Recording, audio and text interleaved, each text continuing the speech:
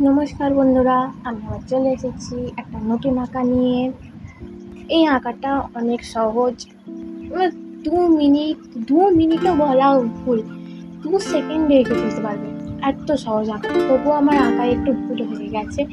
কালো রঙটা দিতে গিয়ে একটু ভুল হয়ে গেছে, সেটা তোমরা একটু দেখে নেবে।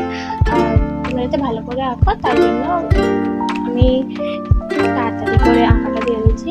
কিন্তু ইউটিউবে এই অপশানটা আছে যে এই আঁকাটাকে স্লো করা যায় বা ফাস্ট করা যায়, তোমরা একটু স্লো করে দেখে নেবে। আর আঁকাটা কেমন হয়েছে প্লিজ কমেন্টে জানাবে। Bye bye.